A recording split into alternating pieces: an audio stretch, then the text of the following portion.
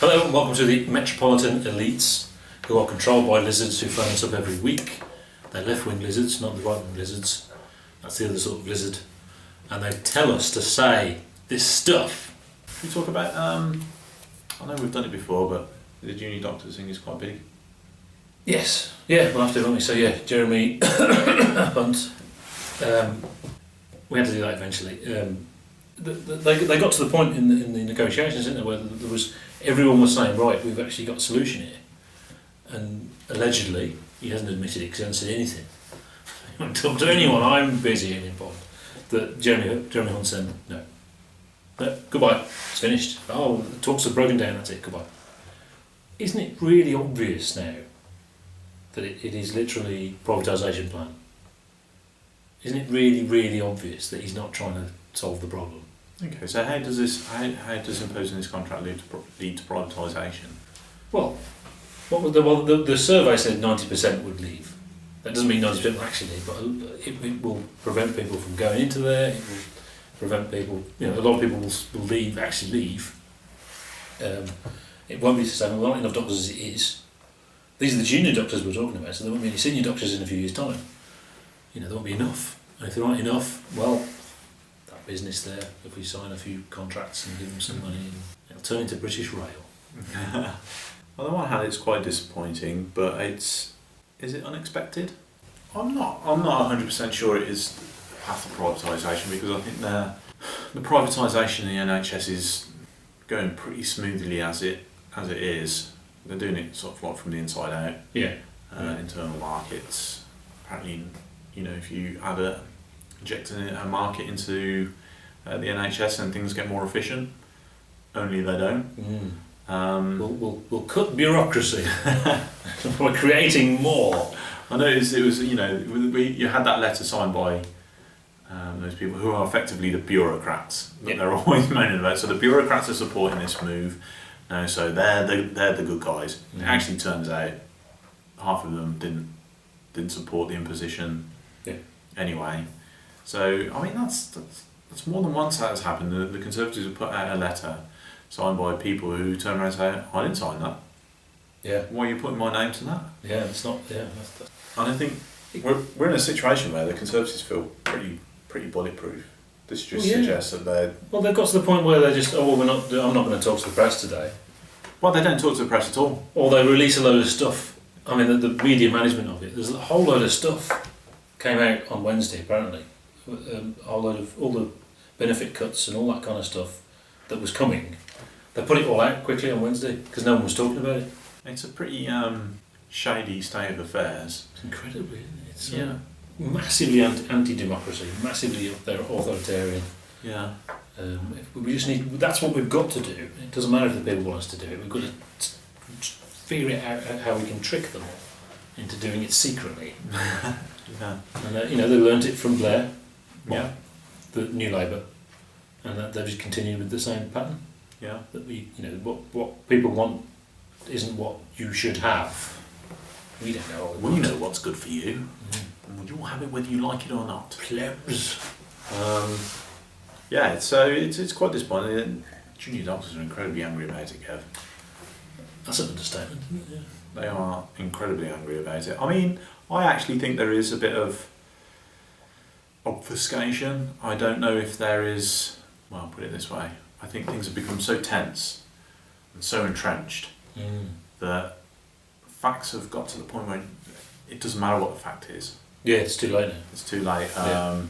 So we're going to maintain our position whatsoever. The BMA said they're going to fight this to the hill, which suggests more strikes.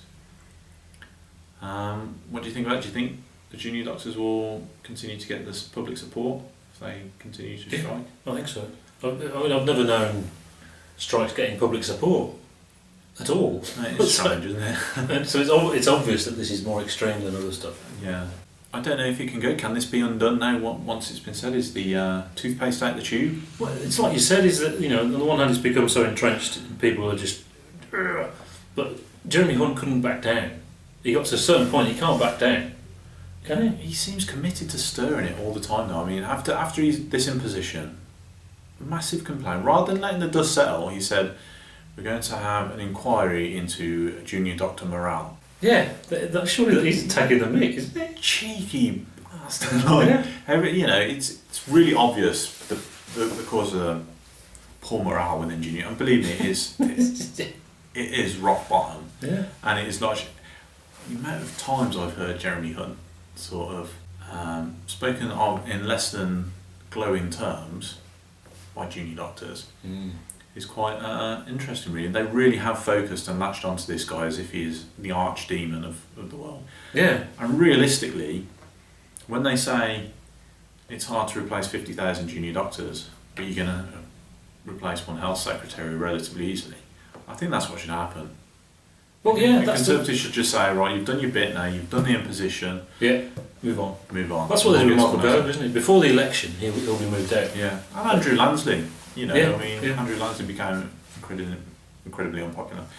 But the issue is they've got to negotiate with everyone else now, and it speaks. The real problem with the junior doctor contract was everyone knows the junior doctors aren't the issue here.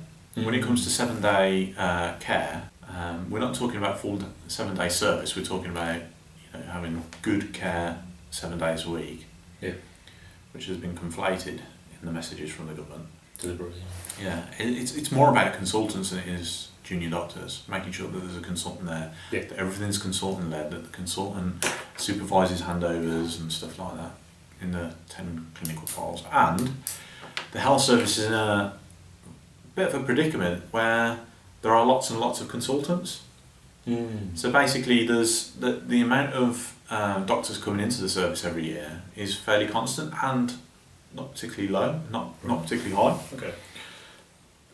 So there's very few juniors around and lots of senior staff around.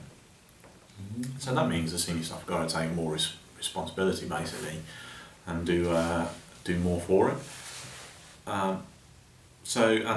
That's going to come into play in the renegotiating the consultant contracts, which is going on now, which they said they've had a lot more progress on. Well, I think they're probably having more progress because there's a more justifiable case for changing the way consultants work, because there is this problem. The BMA are supporting the renegotiation. That suggests that the BMA aren't the enemy in this. Where there is a justification for change, they'll support it. Yeah. So maybe the reason that they don't support this change, or they're looking for a more reasonable contract, is because there's no justification for changing the contract as it is. Yeah.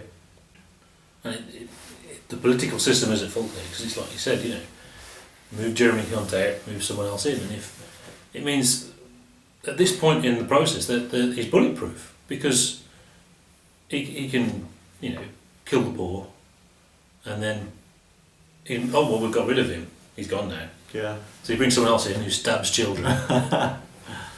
They've still got the same ideology, but it doesn't matter because it's someone. So just another face. So I mean, it's still bubbling along, the junior doctor thing.